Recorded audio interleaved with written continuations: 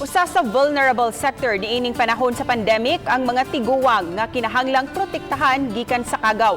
Apan ani ay senior citizen nga nagpuyo daplin sa karsada nga nanawagan sa pagmahal sa iyang mga anak. Aniya ang report.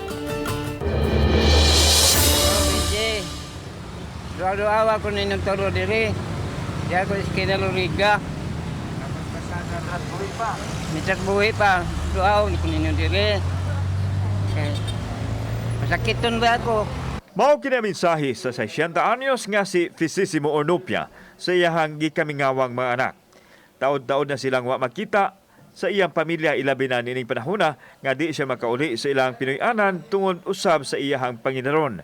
Sa sidewalk lang siya matulog samtang nanikay-sikay isip tigbaligya og newspaper apan ni hinay-hinay siya karon kay mahadlok madakpan.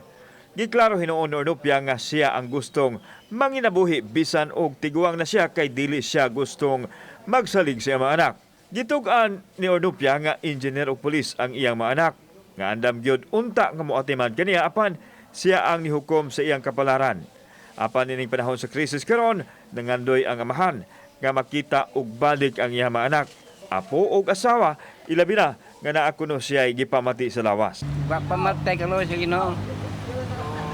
Pirahanan mo tayo, wala ko pira kay hardlock ko ng opera. Pero dato man imong mga anak, Ha? Oh, engineer police.